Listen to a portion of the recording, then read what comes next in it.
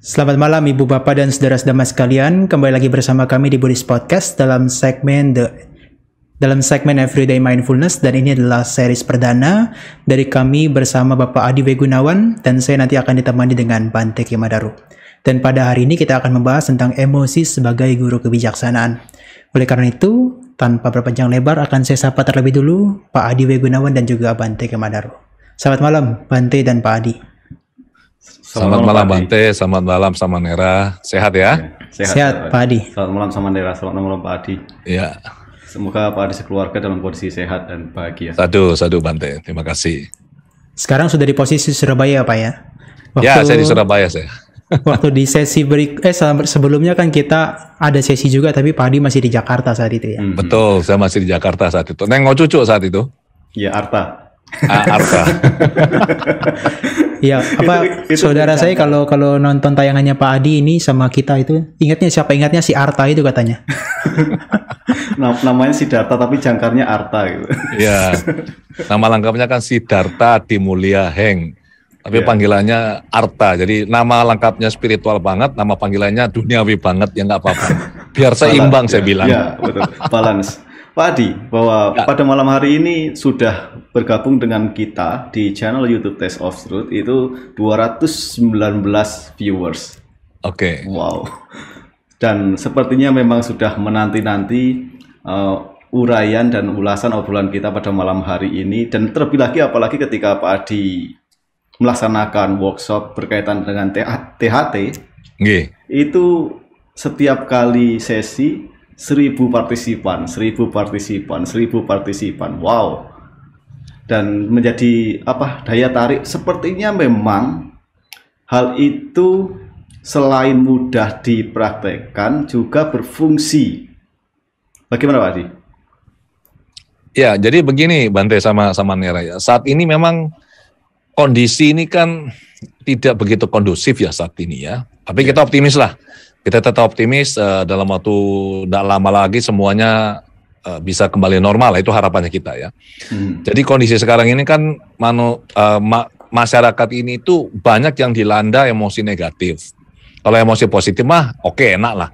Tapi emosi negatif yang seringkali dialami, emosi-emosi yang tidak nyaman, dan ini cukup mengganggu keseharian kita ya. Akhirnya saya berpikir setelah diskusi dengan Wandani, Ibu Weni, teman saya, udah kalau kayak begitu kita buat saja untuk masyarakat. Dan ini kan sifatnya adalah layanan dan pemberdayaan masyarakat dan sifatnya free semuanya. Oke, dibuatlah sesi workshop dahar teknik ini, dan tujuannya memang untuk menetralisir emosi-emosi negatif. Responnya sangat bagus, jadi ada yang sudah merasakan tidak nyaman sekian bulan, setelah itu plong. Ada yang merasakan kelegaan luar biasa, ada yang langsung katanya tuh semangatnya muncul lagi. Jadi masyarakat butuh. Nah masalahnya adalah orang itu tidak bisa mengelola emosi dengan baik karena mereka tidak ngerti ini emosi ini makhluk apa itu. Jadi kalau kita tidak ngerti makhluk ini makhluk apa, kita tidak akan bisa katakanlah menjinakkan atau mengelola dia gitu. Nah ini yang perlu kita diskusikan sehingga bisa memberikan masukan atau pemahaman bagi teman-teman. Ya, untuk itu juga kita mengadakan segmen ini Pak Adi. Kan kalau yang lalu kan satu putaran kita adakan The Untold Story of Mindfulness. Sampai tadi saya mau salah sebut karena sudah jadi template dalam pikiran saya. Nah sekarang kita buat lagi satu segmen, ini adalah Everyday Mindfulness, sehingga juga bisa memfasilitasi kepada masyarakat yang mau belajar tentang mindfulness. Begitu Pak Adi. Ya. Sebelum kita beranjak berkaitan dengan emosi sebagai guru kebijaksanaan, kami mau mengucapkan terima kasih dulu nih Pak Adi berkaitan dengan, tentu saja kita sudah mendapatkan buku ini. Oh ya. Oleh-oleh dari Pak Adi ya. The Heart Technique. Terima kasih. Ini sudah kita dapatkan dan sudah kita baca Pak Adi. Tenang saja. Ya. Terima kasih. Kemudian buku yang lainnya adalah berkaitan dengan ini. Kita dikirimi banyak buku dari Pak Adi. Ya, masing-masing dapat 3. Ya, saya dapat, Bante juga dapat. Ya, Miracles on Demand 1. Kemudian yang bukunya tebal ini, kemudian The Miracle of Mind Body Machine. Jadi ini. Yang ini belum Pak, belum dibaca. Oh gitu. Terima kasih banyak Pak Adi. Sama-sama Bante, sama-sama. Sengaja ditulis yang tebal-tebal itu, katanya teman saya. Kenapa sih kok nulis buku tebal? Saya bilang, kalau nulis buku tebal tuh paling tidak persepsinya orang tuh pinter gitu yang nulis gitu. Wow, tapi memang konten dan substansinya ini bagus sekali Pak. Terima kasih Bante. Oh ya, untuk proyek yang barunya pun saya lihat sudah dikerjakan selama 7 hari dan setiap hari 8 jam loh. Gimana nggak bagus kualitasnya? Sampai saya lihat fotonya, ini foto jadul apa foto barusan ya? Ternyata foto baru ternyata. Iya. Itu proyek baru jadi, ya Pak Adi ya? Ya, saya jadi begini Bante, saya kan kebetulan mendapatkan kesempatan dan inilah karma baik lah, saya bisa belajar ke banyak guru-guru terbaik di dunia itu. Ini saking kena pandemi saja, jadi saya ini nggak bisa dalam tanda kutip keliuran. Biasanya tuh setahun saya minimal sekali, rata-rata bisa 2 kali begitu. Saya belajar, cari guru yang terbaik, saya belajar ke sana lewat short course sekitar 4-5 hari sampai seminggu. Nah, itu ada salah satu materi yang sangat bagus ya, yang berhubungan dengan ini, energi, medan morfik sebenarnya. Nah, jadi saya sudah belajar sekian tahun, saya pakai untuk membantu orang-orang, hasilnya bagus. Saya ajarkan terbatas kepada beberapa murid saya untuk eksperimen, hasilnya bagus. Sampai akhirnya saya berpikir begini loh, ini kan barang bagus nih. Kalau tidak dibagikan kepada orang-orang, itu kan nanti mubazir gitu loh. Akhirnya ya saya sediakan waktu untuk menyusun, jadi harus diterjemahkan secara benar karena itu bahasanya cukup teknis. Kemudian setelah itu ada gambar-gambar yang harus saya atur sedemikian rupa. Itu sudah jadi modul ya, itu dalam versi Word-nya saja itu sekitar hampir 700 megabyte itu Word-nya. Dan itu yang 1 minggu total itu hanya untuk mentranslate dan menyelesaikan translasinya, kemudian mengatur urutannya. Kemudian saya butuh waktu lagi sekitar 1 minggu, ini yang saya tidak ceritakan, itu untuk mulai menoto urutan gambarnya itu harus pas ukurannya, dan saya kan sangat detail urusan seperti begini. Nah, itu yang harapannya adalah nanti bisa diajarkan juga kepada publik. Sangat bagus. Ada beberapa sih sebenarnya yang workshop saya, tapi belum bisa karena waktunya tidak memungkinkan. Tapi minggu depan akan ada workshop baru. Saya selenggarakan 1 minggu online. Itu workshop perdana akan diselenggarakan. Belum saya publikasikan, tapi saya ceritakan ke komunitas saya dalam waktu sekejap sudah tutup. Oh, yang pertama ya? Workshop pertama dalam waktu sekitar 2 minggu langsung tutup pendaftarannya. Belum dipublikasikan ini. Pak Adi, bedanya medan morfik sama THT itu apa maksudnya? Kalau THT itu kan SWOT terapi ya? Ya. Jadi begini Samanera, kalau the heart teknik ini itu adalah teknik melakukan SWOT terapi ya. Kita juga bisa lakukan terapi ke orang lain. Kuncinya kan di emosi. Sementara kalau energi berbasis medan morfik ini, contohnya beginilah. Ada kan tempat-tempat tertentu di mana yang memiliki energi yang sangat bagus kan. Misalnya di Lourdes, kemudian di Ka'bah, kemudian katakanlah kalau kita pergi ke India tempat kelahiran Sang Buddha, misalkan begitu kan. Kita bisa merasakan, orang peka itu bisa merasakan energinya enak banget begitu. Nah, kalau kita ngerti cara mengakses, itu kan ada sebuah portal untuk bisa mengakses energi yang ada di sana. Nah, energi itu bisa kita manfaatkan sebenarnya. Ini kan seluruh semesta alam ini kan energi sebenarnya. Yeah. Tinggal bagaimana kita butuh, kalau kalau kita menggunakan internet ya tinggal ini URL-nya www.apa, begitu kita enter, keluarlah sudah gitu loh. Seperti itu. Ya, terakses ya. Terakses, tinggal caranya. Oke, ini ada caranya. Begitu kita akses, kita bisa menggunakan energi ini untuk kebaikan, untuk kesehatan. Dan saya dan murid-murid saya punya sejak beberapa bulan lalu itu kami bikin semacam kayak tim ya, di mana kami membantu orang-orang yang kena COVID. Ini kami nggak cerita ke publik, tapi kami membantu. Jadi ada teman keluarga yang kena COVID, mereka memasukkan nama itu ke dalam list, kemudian setiap malam jam 9 itu kami secara rame-rame ini kami mengirimkan doa, kirimkan meta, kemudian juga mengirimkan energi kesembuhan untuk teman-teman ini. Dan hasilnya ya sangat bagus. Wah, ini berarti nanti kita bahas di next sesi ya dengan Pak Adi ya, medan morfik. Sudah di booking duluan ya. Kalau gitu nyesel saya cerita ini. Oke, kembali ke topik, silakan. Pak Adi, pembicaraan kita terakhir yang berkenaan dengan 3 bulan lalu ya, di bulan Mei itu, kita bicara tentang emosi utamanya yang paling penting, dan waktu itu terakhir kalau tidak salah adalah pertanyaan saya tentang itu ya, bagaimana bisa menenangkan batin dengan cepat. Nah, tapi di topik kali ini ada baiknya kalau kita bicara tentang emosi lebih banyak lagi hubungannya dengan jasmani kita. Saya baca di dalam THT ini, The Heart Technique ini banyak membahas tentang emosi dan juga banyak tentang kajian emosi-emosi yang dari berbagai macam referensi. Nah, mungkin boleh disampaikan dulu Pak Adi, berkenaan dengan Anda bisa menemukan bahwa emosi adalah titik terpenting dalam kehidupan manusia untuk membangun suatu hal yang positif dalam kehidupan manusia itu dari mana? Oke, jadi ceritanya cukup panjang sebenarnya ya. Jadi saya kan belajar ilmu pikiran khususnya hipnoterapi. Itu satu sisi, dari sisi baratnya ya. Kemudian saya juga beruntung, saya punya karma baik untuk bisa belajar abidama dari guru-guru abidama terbaik. Ya. Dan memang tidak semua saya kuasai abidama, karena saya tahu tuh ilmunya luar biasa. Saya ambil porsi yang memang saya butuhkan untuk diri saya dan untuk bantu orang. Dan bertahun-tahun yang lalu juga salah satu guru saya yang mulia Bante Panyawaro, beliau di salah satu ceramah dhamma pernah bilang begini, bahwa manusia kan kita ada batin dan tubuh fisik nih, ada nama dan rupa. Di batin kita kan ada 4 komponen, ya. Mudahnya adalah pikiran, perasaan, ingatan, kesadaran, kan begitu. Nah, dari 4 komponen batin ini, yang selalu ganggu ya, itu si provokatornya tuh adalah si emosi. Nah, saya saat itu belum begitu ngeh apa yang beliau sampaikan karena ilmunya masih cetek ya. Jadi ya saya terima saja, oke, kalau yang bicara Bante saya pasti percaya lah, ini pasti benar. Cuma seberapa manfaatnya untuk saya ini saya belum klik saat itu. Sampai akhirnya saya belajar ilmu barat. Dari apa yang saya pelajari lewat ilmu hipnoterapi, saya menemukan bahwa ternyata ya dari semua masalah manusia itu ujung-ujungnya kalau kita cari di paling dalam itu pasti ada komponen emosi di dalamnya. Pasti. Tidak mungkin tidak. Nah, saya kemudian mengembangkan protokol terapi berdasarkan pemahaman ini. Ini yang saya gunakan di ruang praktek dan saya ajarkan ke murid-murid saya, hipnoterapis klinis AWGI ya.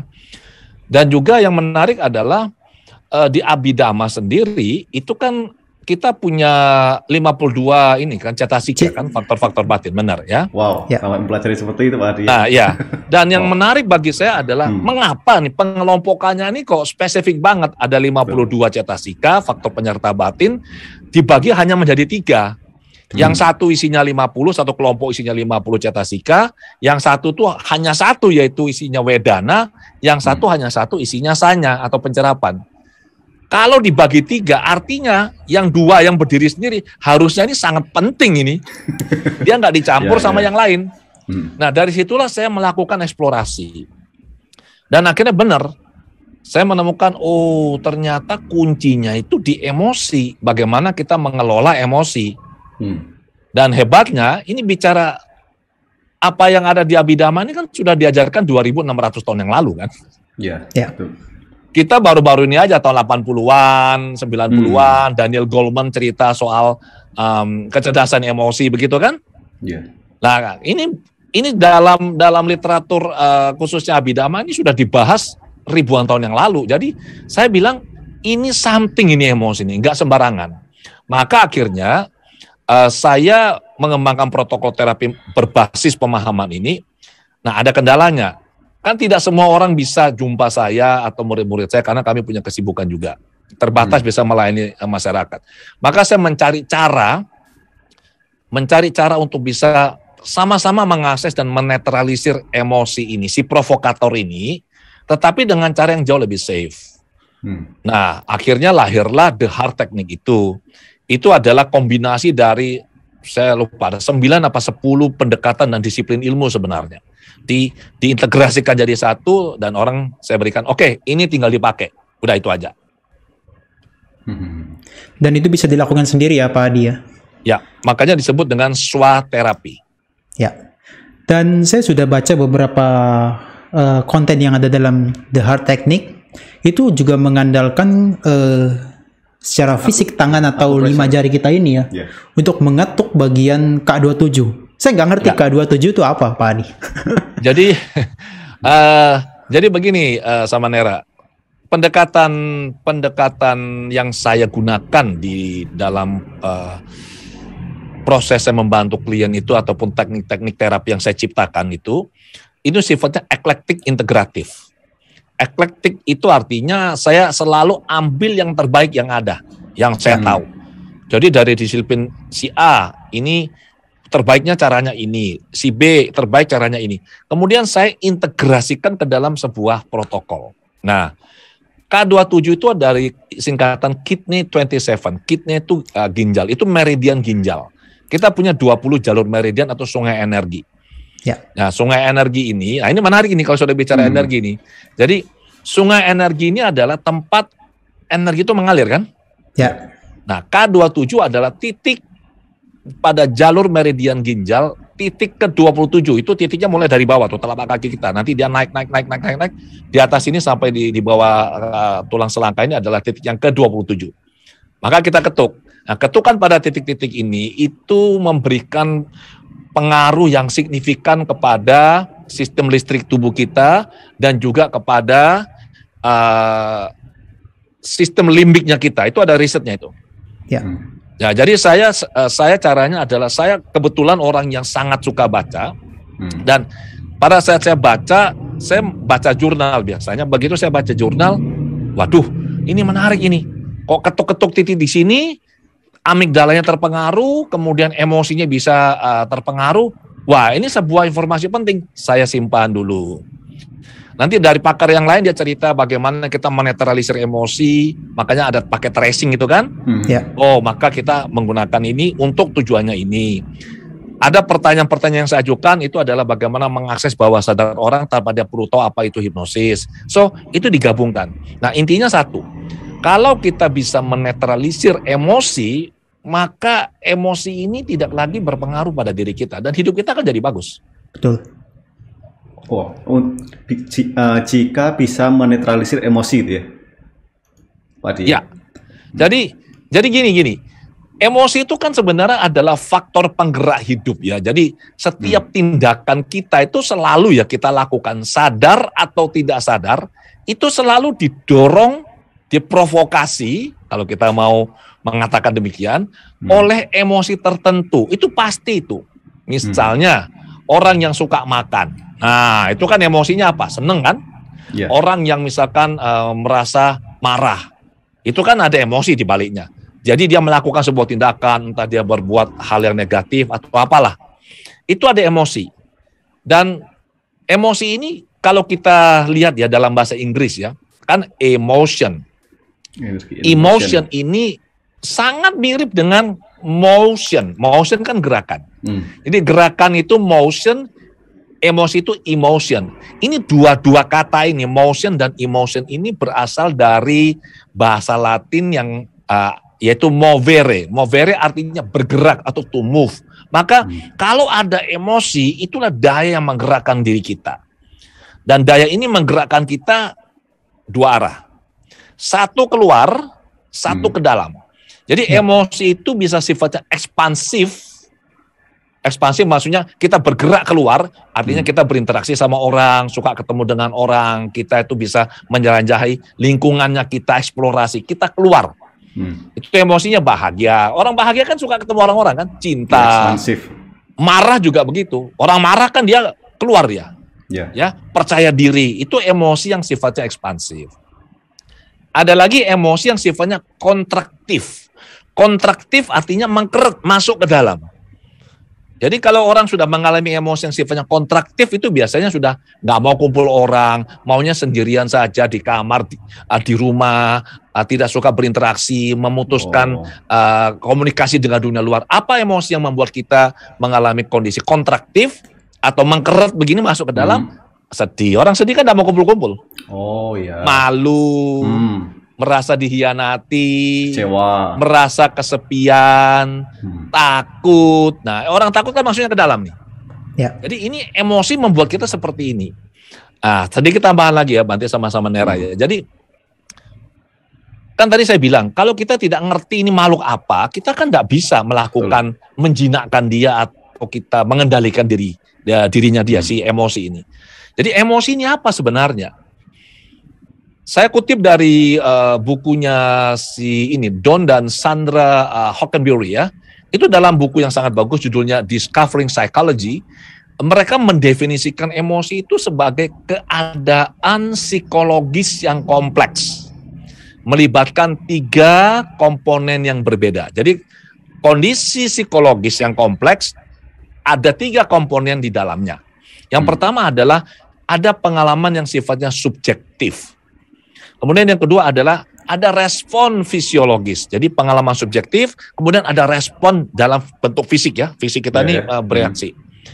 Dan satu lagi ada respon perilaku atau ekspresif. Jadi harus ada 3 ini. Dan emosi ini menurut pakar ya, itu sebenarnya emosi yang banyak macam ini, itu sebenarnya ada building block-nya. Jadi ada emosi-emosi dasar yang jadi bahan bakunya. Jadi kombinasi-kombinasi emosi ini akan membentuk emosi-emosi yang lain, begitu. Nah, menurut Descartes ya, bahasa aslinya kalau dibaca namanya René Descartes. Jadi kita bilang Descartes ya, René Descartes itu, filsuf itu. Dia bilang ada 6 emosi dasar. Ada gembira, ada sedih, ada cinta, ada hasrat atau keinginan, ada benci, ada kagum ya.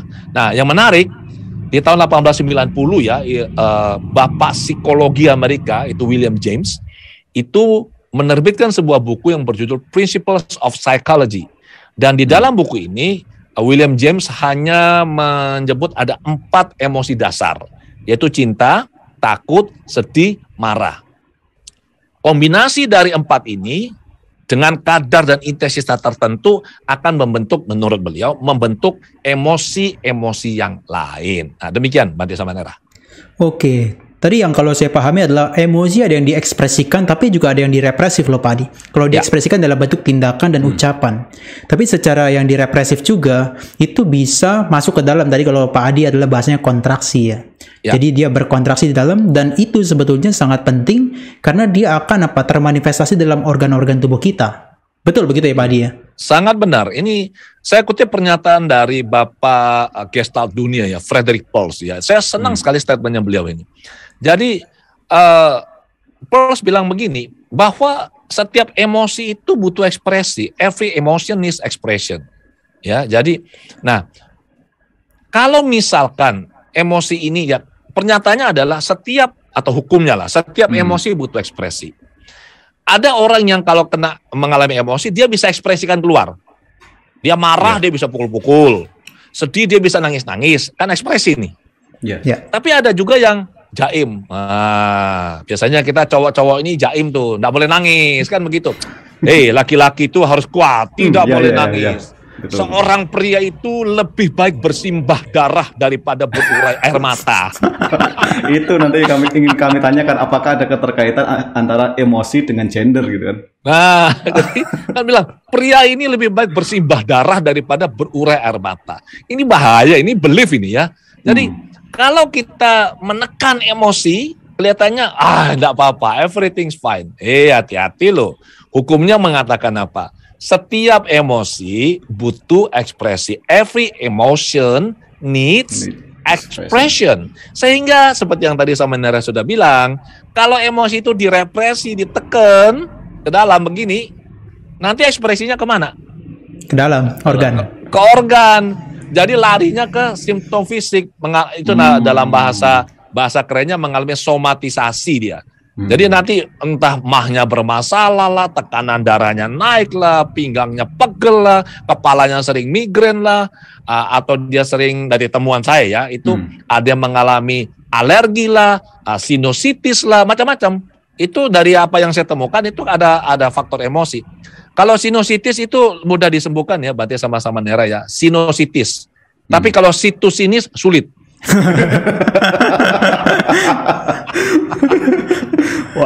Wow.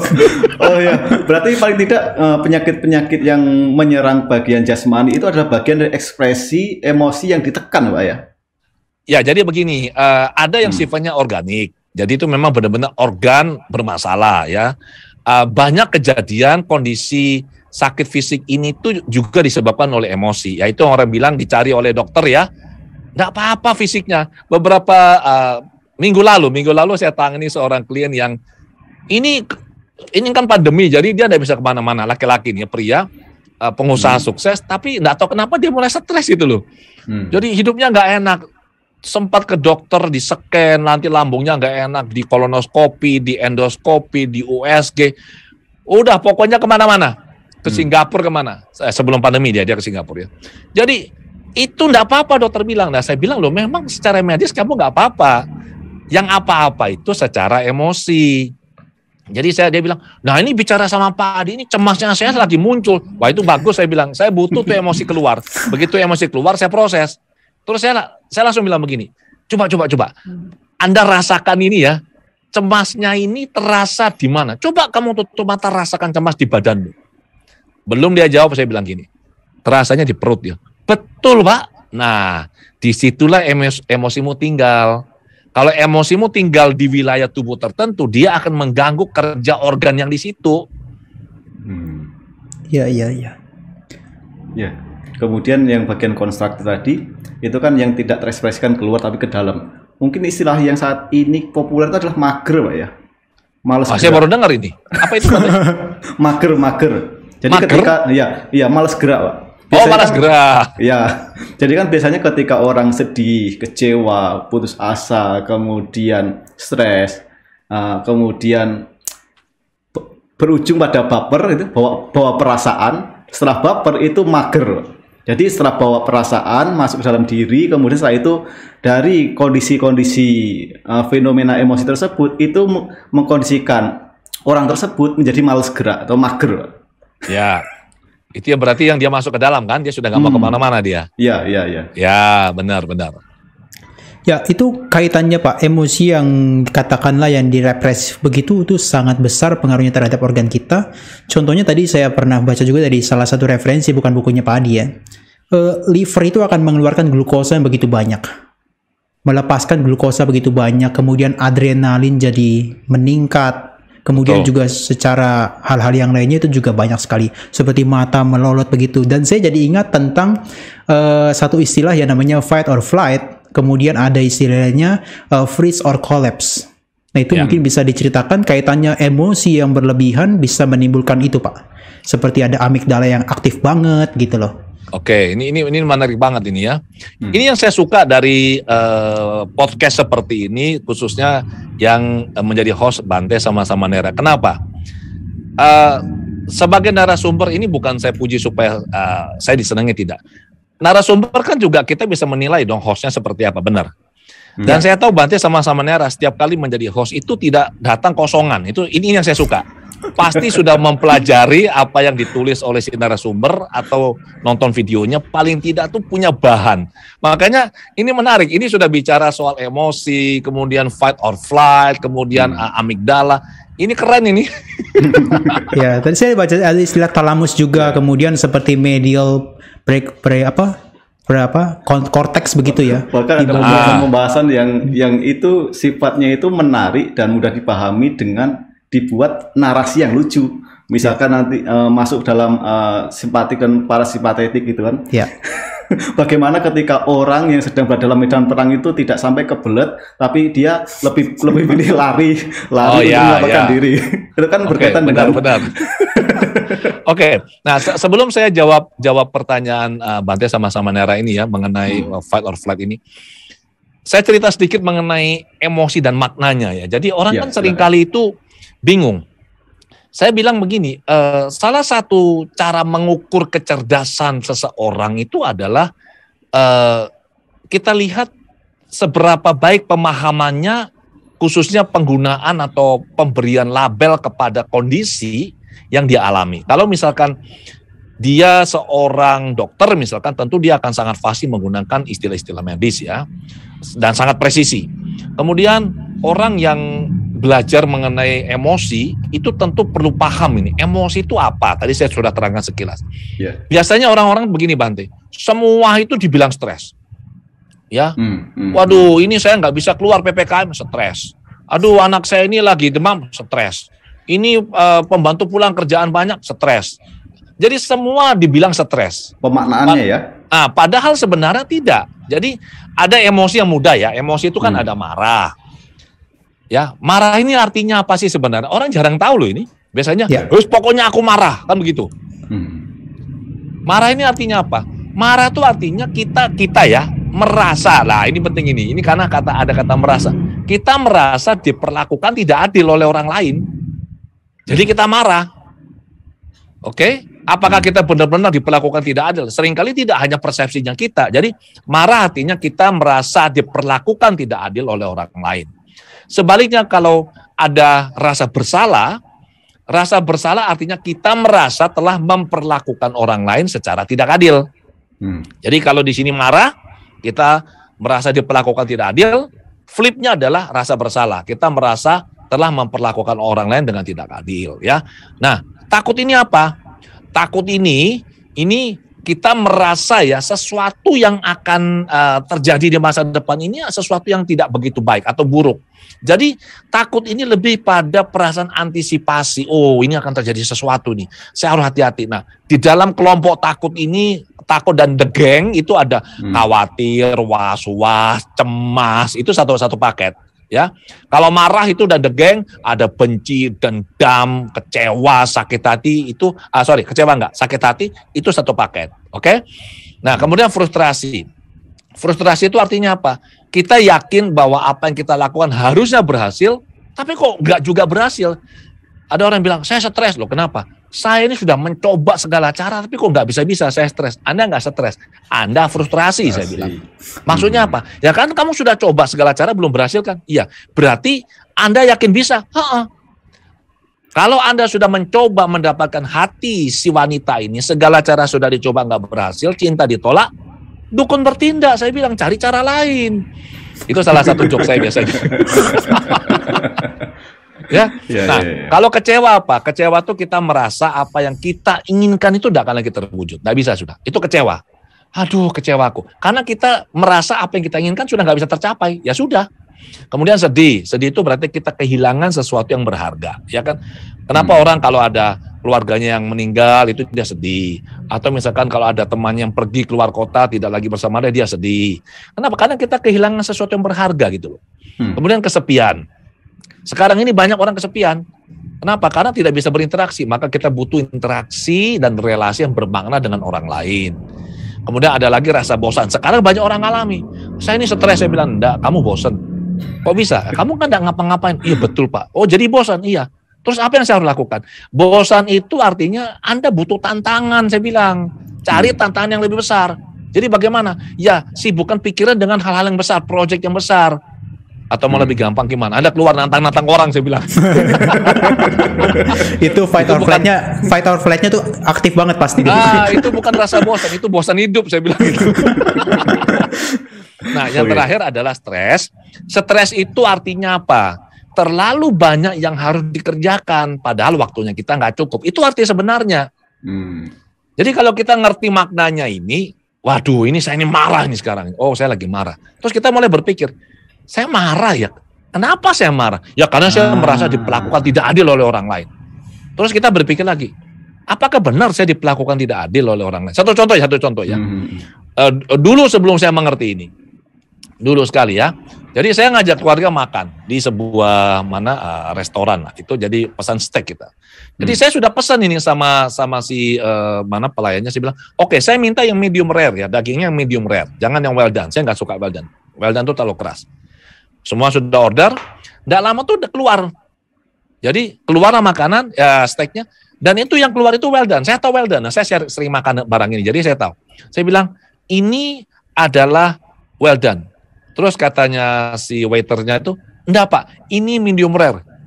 Waduh, ini saya merasa diperlakukan tidak adil oleh orang lain, oleh dia. Saya datang, saya pesan jelas, dan ini saya bayar nggak gratis loh. Mengapa Anda dalam hati ya, bawah sadar bekerja, mengapa Anda memperlakukan saya seperti ini? Ini nggak benar. Nah itu emosi kan mulai naik ini. Tapi kalau misalkan cukup tenang, terus mikir, sebentar. Coba diulangi deh pesanan saya apa? Pesanannya medium rare Pak. Oke. Ini apa? Ini medium rare. Enggak. Anda bawa, coba Anda punya tuh chefnya suruh ke sini, saya bilang. Chefnya suruh ke sini. Chefnya datang. Saya bilang, oke, Anda chefnya kan? Iya. Ini medium rare atau well done? Ini well done Pak. Saya pesannya, Bapak pesannya, saya pesannya tuh medium rare. Dia bilang, oh Pak maaf, ini untuk meja sebelah Pak, bukan punya Bapak. Loh coba.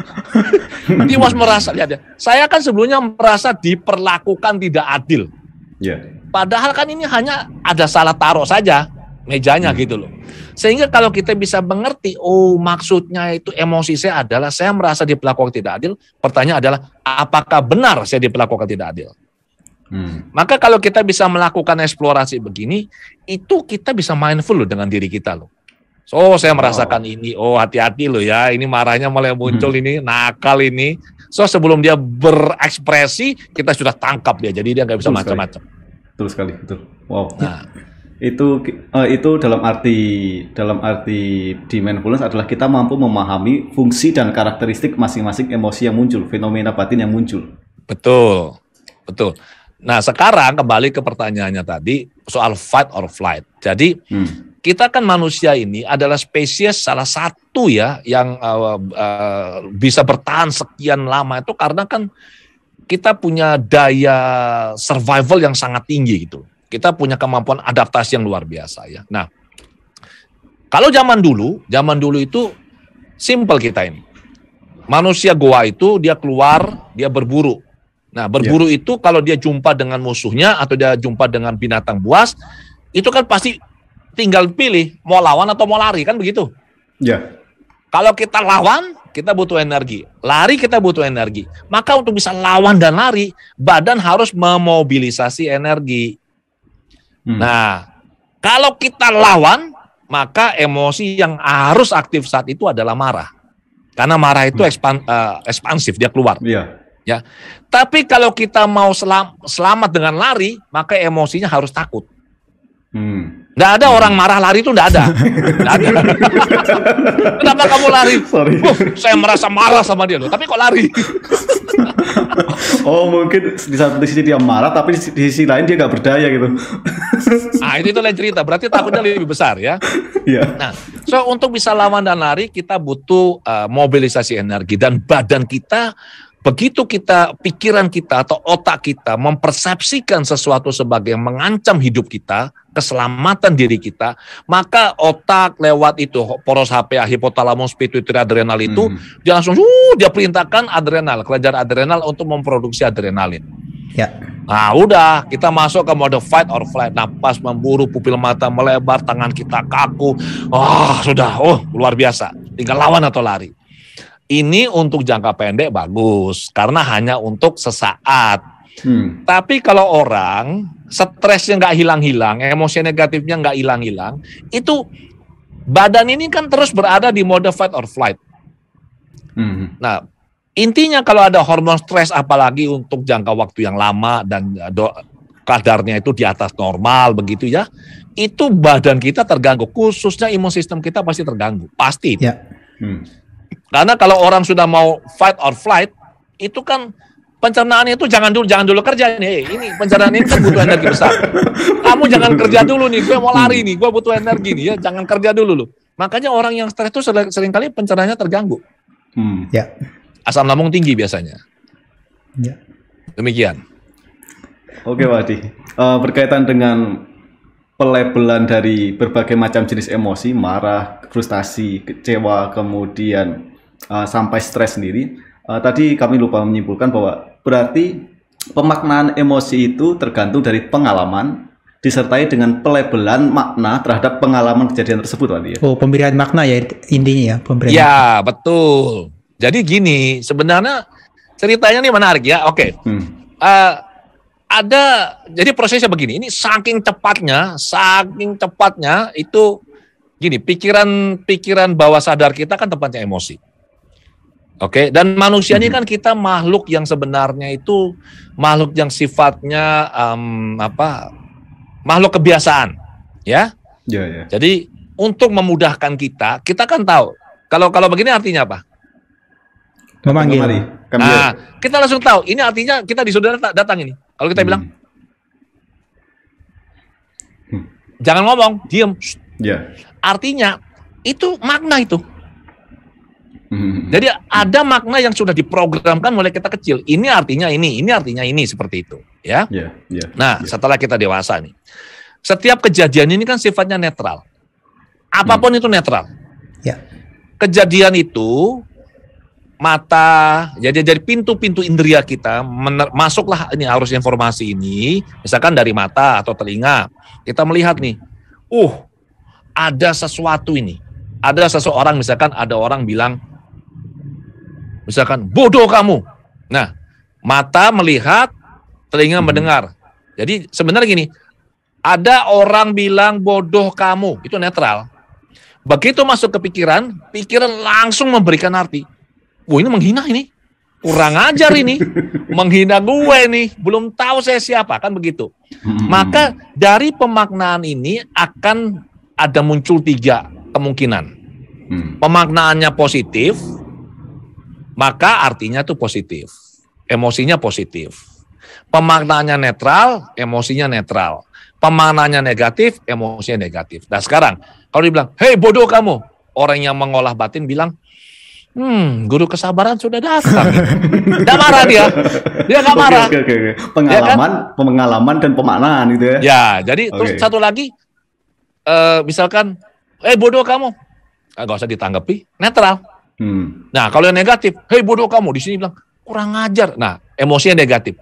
Jadi dari pemaknaan ini, kejadian, pengalaman, pemaknaan, muncullah emosi seturut pemaknaan. Jadi, nah setelah emosinya muncul, emosi itu tadi kan bisa membuat kita bergerak ke sana atau lari ke dalam.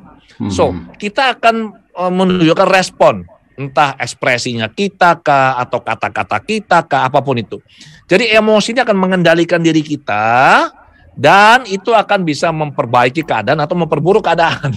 Seperti itu. Ya, betul. Masalahnya sekarang, kenapa sih kok ada orang yang dibilang, hei bodoh kamu? Oke, terima kasih. Ada yang bilang, hei bodoh kamu, kurang ajar kamu ya. Itu makna diberikan secara sangat cepat lewat program yang ada di bawah sadar. Jadi kejadian itu masuk, langsung kita mengakses bawah sadar, dan dari pengalaman yang di bawah sadar yang sudah ada ini, kalau ada orang bilang, hei begini, artinya negatif. Sama kayak kalau kita bilang, kita punya pikiran sadar, gak usah mikir, bawah sadar sudah bilang, kamu disuruh ke sana loh, gitu kan? Nah, tinggal sekarang bagaimana, kalau kita mau mengelola diri dengan bagus, disinilah mindfulness bekerja. Ya. Begitu ada orang, karena kalau kita mengembangkan mindfulness, kita melatih satinya kita, perhatiannya kita, konsentrasinya kita itu ya, pada saat ada sebuah sati yang terlatih itu kan bisa memperlambat arus informasi yang masuk kan. Betul. Jadi yang tadinya aksi reaksi kan begitu biasanya. Dengan adanya sati di sini, ada aksi, tenang dulu nih, ini apa ini maksudnya ini. Nah, tinggal kita mau respon atau mau kita bereaksi. Itu kalau kita melatih mindfulness. Cara lain adalah kita bisa ngobok-ngobok bawah sadarnya kita cari. Ini yang mana sih yang garai bikin masalah setiap kali ini munculnya negatif ini. Nah, yang program atau data lama ini yang kita ganti. Kita delete, kita ganti data baru. Demikian. Wow. Oh, berarti PBS itu sangat berpengaruh ya, Pak? Sorry, PBS itu pikiran bawah sadar. Ya. saya mulai pakai istilah-istilahnya Pak Adi. Begini, saya pikir pasar besar. Begini Pak, tadi sudah menyinggung tentang kesadaran bahwa berarti di bukunya Pak Adi pun juga dituliskan begini. Dalam menjalani kehidupan, kita ada 2 pilihan. Penuh berkesadaran atau penuh dikendalikan oleh emosi. Benar. Ya, seringkali kita tidak sadar kalau kita dikendalikan emosi, kan begitu. Makanya ada banyak literatur spiritual yang saya baca yang mengatakan bahwa kita ini manusia ini sebenarnya adalah robot sebenarnya. Dia bilang gini, Anda pikir Anda ini terbangun, Anda sadar. Enggak, Anda sebenarnya Anda tertidur loh. Anda lagi tidur, Anda butuh untuk bisa sadar kembali. Awake. Ya, melek kembali begitu loh. Karena orang itu seringkali, saya melihat banyak orang itu dia hanya menjalankan program stimulus respons. Kalau ada pengalaman ini, responnya begini. Itu tidak akan kemana-mana dia. Itu saja. Itu program data ya. By data yang disampaikan oleh Pak Adi tadi itu ya. Datanya apa, responnya bagaimana. Atau kejadian apa, kemudian kita mengambil data itu. Gitu. Betul. Satu contoh begini. Ada 2 orang jalan ini. Jalan. Tiba-tiba di situ ada ular ini, ular kobra. Database-nya menentukan reaksinya sekarang. Yang satu langsung pucat, keringetan, kemudian lari. Dia kan flight dia, takut. Yang satu bilang, aduh ini karma baik, ini alhamdulillah rezeki ini. Ternyata dia bapaknya tuh pawang ular. Nah ini susah-susah dicari, tiba-tiba nongol-nongol sendiri. Lu menyerahkan diri ini. Dia tangkap tuh ular, dia bawa pulang. Lihat, itu kan tergantung apa yang sudah dia pelajari sebelumnya kan. Ya. Nah, responnya berbeda. Berarti pemberian makna itu, pikiran bawah sadar kita yang bekerja, itu bisa menentukan memori normal dan memori traumatik, Pak Adi. Ya, kalau misalkan orang-orang seringkali ya terpicu, ada hal kecil dia terpicu marah, ada hal kecil dia terpicu ini, itu biasanya itu ada pengalaman traumatik di masa kecil, dan entah dia masih ingat atau sudah lupa. Satu contoh yang gampang begini ya, kalau misalkan ada orang setiap kali misalkan dia disuruh bicara di depan umum, itu pasti nggak mau, gemetar. Itu berarti pada saat dulu pernah mengalami pengalaman traumatik, sehingga ada memori traumatik. Memori traumatik itu tidak lebih dari, tidak lebih. Tidak ada yang istimewa dengan memori traumatik. Saya baca literatur, wah memori traumatik. Saya bilang tuh tidak ada yang istimewa tuh. Memori traumatik itu hanyalah sebuah kejadian yang dilekati emosi negatif. Selesai, cuma itu aja. Itulah memori traumatik. Ada kejadian, ada narasi ceritanya, ada filmnya, ada videonya, dan itu lekat emosi negatif. Kalau emosinya kita copot, ini menjadi memori biasa, nggak ada istimewanya. Narasinya berubah sudah ya? Narasinya bisa tetap Bante, tetapi yang bikin masalah kan setiap kali kita ingat memori ini kan dia memicu emosi. Ya. Setiap kali ingat memori, kenapa orang susah move on? Misalkan yang lagi patah hati, waduh. Setiap kali ingat mantannya, aduh hatinya sedih misalkan. Itu karena dengan mantannya itu dia lekat memori emosi negatif. Nah kalau ketemu saya bilang, ini mudah. Udah Anda hilangkan saja emosinya negatif, ya yang ini. Kemudian gambarnya mantanmu di pikiran kamu, saya bilang nanti ya jadi gambar biasa. Seperti gambarnya Pinocchio, gambarnya kucing, gak ada bedanya saya bilang. Itu just a memory, that's it saya bilang. Sesimpel itu. Tapi meskipun sesimpel itu, Pak Adi, memori traumatik itu tidak mudah dilepaskan karena orang tidak mengetahui dengan secara konkret. Karena kan sulit dideteksi. Dia kan ada di bawah sadar yang sulit dideteksi atau sulit digali begitu ya. Betul. Ada yang memang begini, kejadian yang bisa sangat mudah diingat karena itu sangat mengganggu. Yang sulit itu adalah kalau dia itu sudah terpendam sekian lama di bawah sadar, sudah disembunyikan dalam tanda kutip oleh bawah sadar, sehingga yang bisa dirasakan tuh kayak gini loh. Pernah nggak kita pergi ke sebuah ruangan tuh tiba-tiba ini kok kayak bau sesuatu nih, ada bau apa ya? Tapi sumbernya di mana kita nggak tahu, benar nggak? Ya, pernah.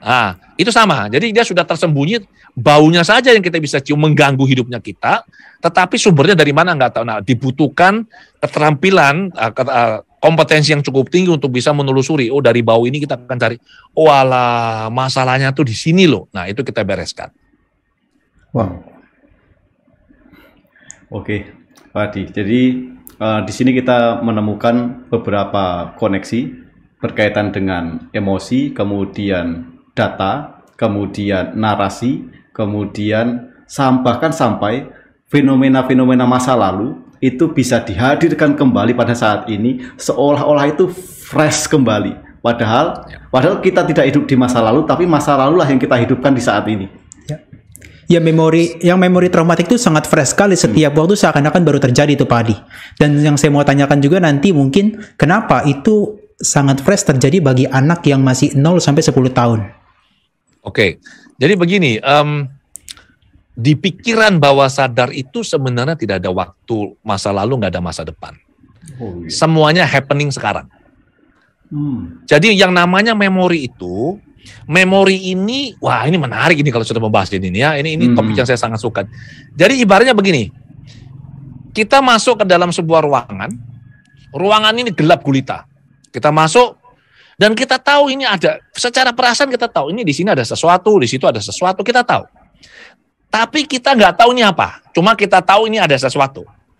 Maka pada saat kita menggunakan kesadaran kita, lampu kesadaran kita nyalakan kayak lampu sorot, lampu kesadaran kita mengarah kepada satu objek atau satu memori, Maka saat itu kita menjadi sadar, oh ada itu loh ternyata.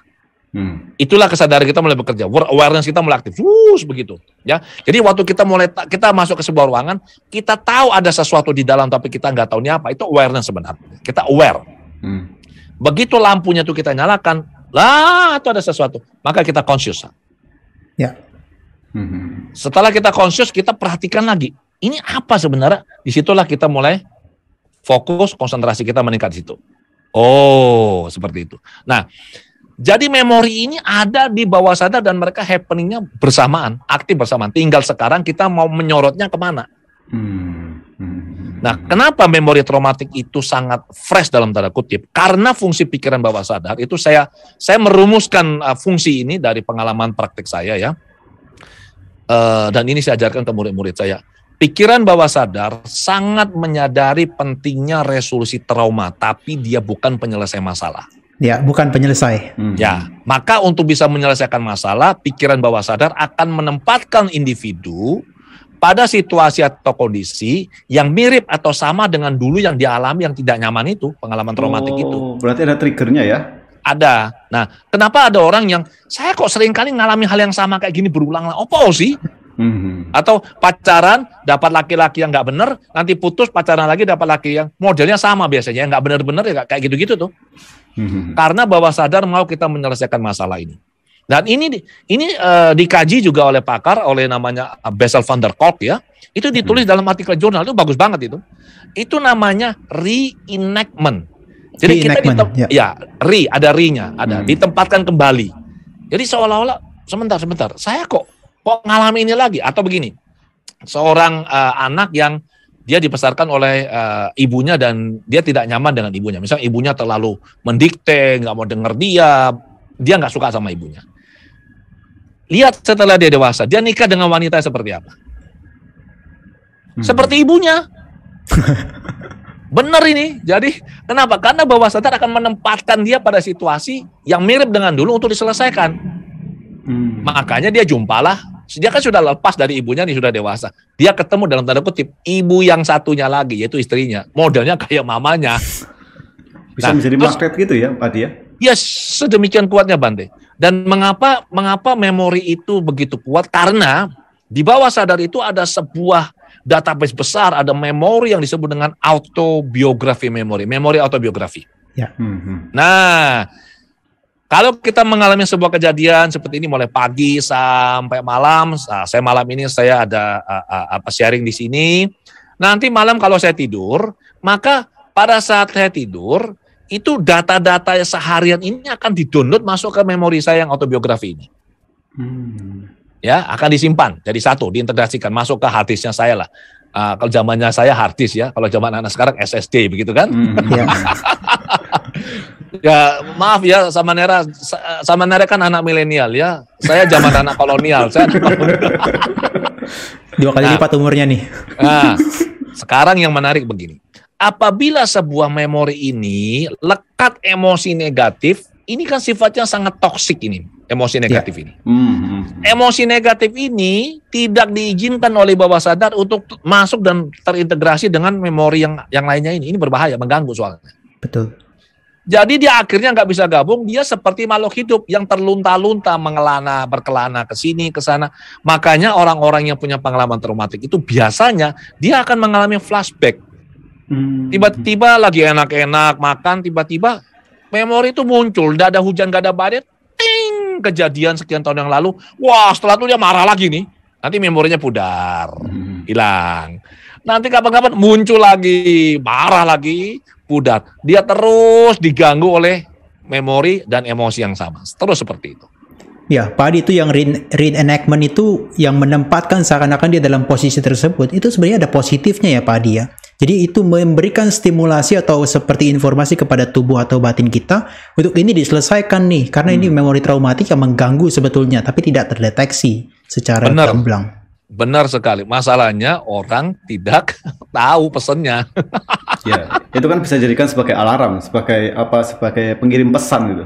Betul. Dan yang menariknya ya, Bante sama-sama Nera, itu kebetulan karena saya juga suka dengan meditasi dan juga belajar itu ya. Jadi kalau orang-orang yang belajar, orang yang melakukan meditasi ya, pada saat mereka itu sudah sampai ke kondisi di mana batinnya sudah tenang, nanti kan bisa muncul sangkara, benar nggak? Bentuk-bentuk pikiran kan? Ya. Ya. Tiba-tiba keluar nih gambaran. Wah, ini dulu saya waktu kecil seperti ini. Orang bilang, loh kok bisa ya? Kita kalau meditasi kok memori-memori itu muncul. Saya bilang bukan memori itu muncul. Anda ini yang masuk ke dalam bawah sadar Anda waktu Anda meditasi atau relaksasi, gelombang otak Anda turun dari dominan beta, dominan ke alfa. Alfa itu adalah jembatan penghubung pikiran sadar dan bawah sadar.